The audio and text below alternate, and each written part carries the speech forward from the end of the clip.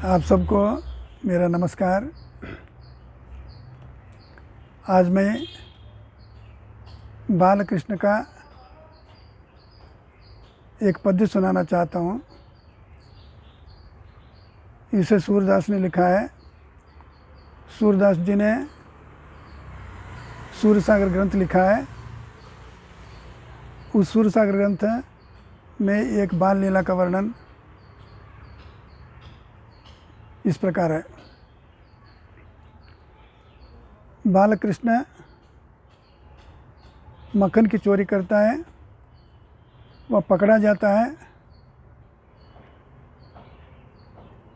उसको यशोदा के सामने प्रस्तुत करते हैं और कृष्ण की सब लोग शिकायत करते हैं।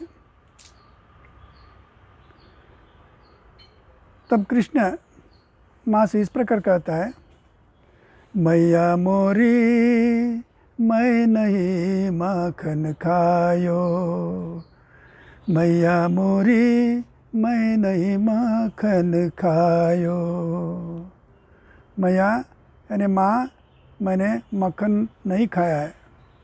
भोर भये गयन के पीछे मधुबन मोही पठाए, भोर भयो गयन के पाछे मधुबन मोही पठायो।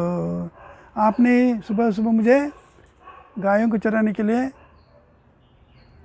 मधुबन भेज दिया था, इसलिए मैं जंगल चला गया। इसलिए कृष्ण पूछते हैं, वो 6 वर्ष के होने पर भी वकील जैसे प्रश्न पूछते हैं माँ से, आप ही बताइए इसके बीच में मैं कहाँ गांव में आया, कहाँ मैंने मक्खन की चोरी की।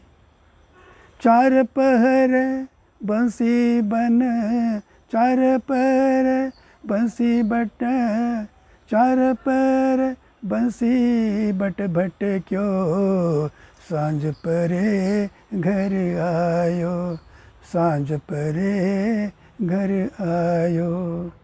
4 पहर यानी सुबह से शाम तक मैं बंसी वृक्ष के बीचों बीच घूमते रहा और शाम होने के बाद यानी सांझ होने के बाद मैं घर आया। इस बीच में गांव में नहीं आया, मैंने मक्खन की चोरी नहीं की। इसलिए कहते हैं, मैया मोरी मैं नहीं मक्खन खायो, मैं बालक बहन को छोटो छीको कहीं विधि पायो। आप ही बताइए, मेरे हाथ बहुत छोटे हैं और 6 फीट ऊंचाई पर रहने वाले चीके में जो दही और मक्खन रखा गया उसको मैंने कैसे पा लिया, आप ही बताइए।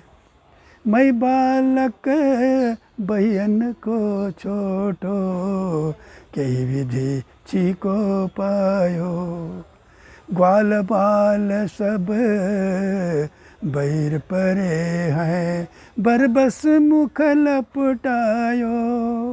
ये सब ग्वाल बालक है ना, ये मेरे बैरे हैं, मेरे वैरे हैं। बरबस यानी ज़बरदस्ती से मेरे मुख को लगा दिए हैं।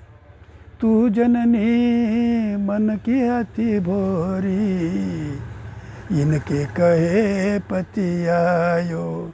तू जननी मन से अति भोली भाली हो, इनकी बातों में आ गई हो, इनकी बातों पर विश्वास करती हो।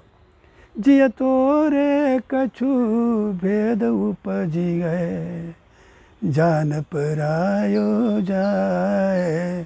तेरे हृदय में मेरे प्रति भेद उत्पन्न हो गया है, तुमने मुझे पराया समझ लिया है। यह लई अपनी लकुटी, यह लई अपनी लकुटी कमरिया बहुत नाच नचायो। ये ले लो, तुम्हारी लकड़ी ले लो, तुम्हारे कंबल ले लो, तुमने बहुत मुझे नचा लिया। सूरदास तब विहसी यशोदा, सूरदास विहसी यशोदा लई उरे कंठ लगायो।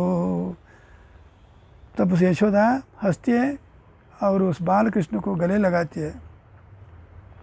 मैया मोरी मैं नहीं माखन खायो, भोर भयो गैयन के पाछे, मधुबन मोही पठायो, मधुबन मोही पठायो। चार पहर बंसी बन भटक्यो, चार पहर बंसी बन भटक्यो, सांझ परे घर आयो। मैं बालक बैयन को छोटो, मैं बालक बैयन को छोटो, छीको के विधि पायो, ग्वाल बाल सब बैर परे, ग्वाल बाल सब बैर परे।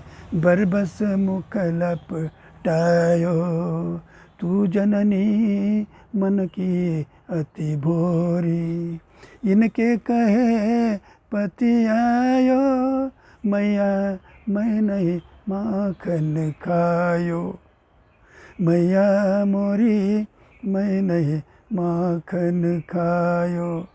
जिय तेरो कछु भेद उपजी है, जन परायो जाय।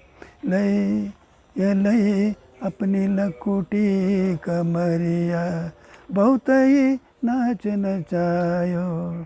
सूरदास तब पियसी जसोदा, लई उरे कंठ लगायो, लई उरे कंठ लगायो, लई उरे कंठ लगायो।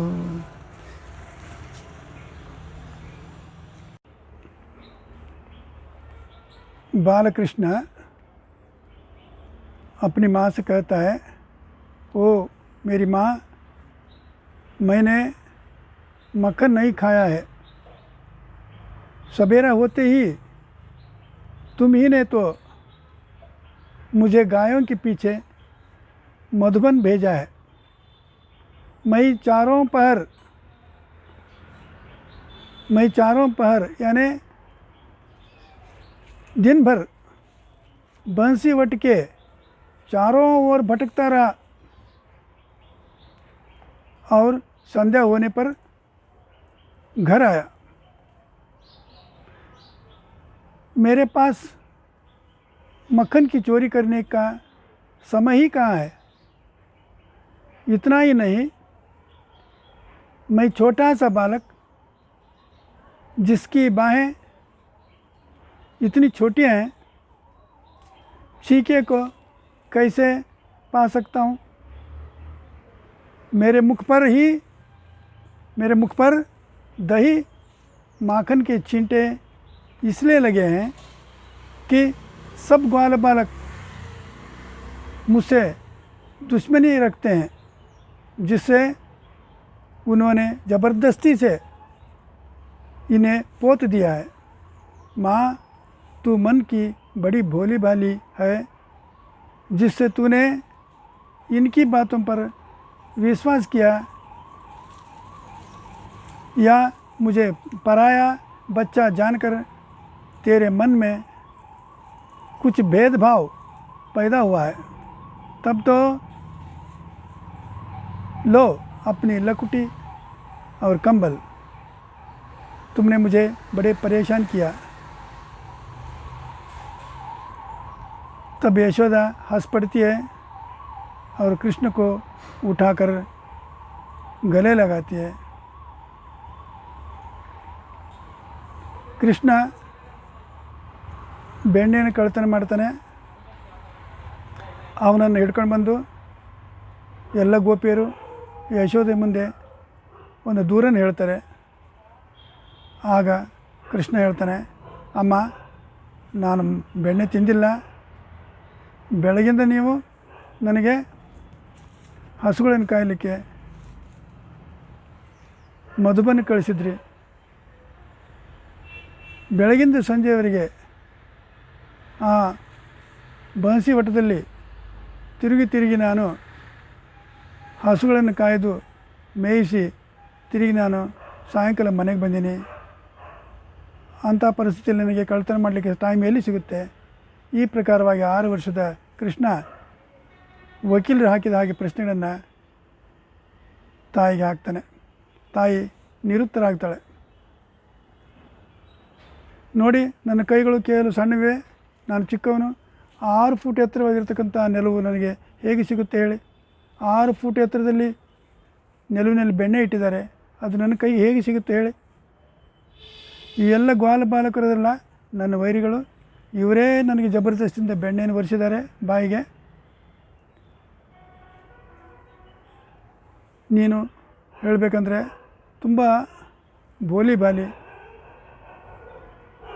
ಇವರೆಲ್ಲ ಹೇಳಿದ ಮಾತನ್ನು ನೀನು ವಿಶ್ವಾಸ ಪಡ್ತಿದ್ದಿ, ನನಗೆ ಬೇರೆಯವನ ಮಗನ ಹಾಗೆ ವರ್ತನೆ ಮಾಡ್ತಿದ್ದಿ ಅಂತ ಹೇಳಿದಾಗ ತಾಯಿ ಇವನ ಮಾತನ್ನು ಕೇಳಿ ನಗ್ತಾಳೆ. ಕೃಷ್ಣ ಹೇಳ್ತಾನೆ, ತೆಗೆದುಕೊಳ್ಳಿ, ಈ ಕಟ್ಟಿಗೆಯನ್ನು ತೆಗೆದುಕೊಳ್ಳಿ, ಈ ಕಂಬಳಿಯನ್ನು ತೆಗೆದುಕೊಳ್ಳಿ, ನಾಳೆಯಿಂದ ನಾನು ಹಸುವನ್ನು ಕಾಯ್ಲಿಕ್ಕೆ ಹೋಗಿಲ್ಲ ಅಂತ ಹೇಳ್ತಾನೆ. ಇವನ ಕೋಪದ ಮಾತುಗಳನ್ನು ಕೇಳಿ ತಾಯಿಗೆ ತುಂಬ ಸಂತೋಷವಾಗುತ್ತೆ. ಅವಳು कृष्णನ ಅಪ್ಪಿಕೊಳ್ತಾಳೆ. इस प्रकार आपने सूरदास का पद्य सुना। आप सबको मेरा अनंत अनंत धन्यवाद।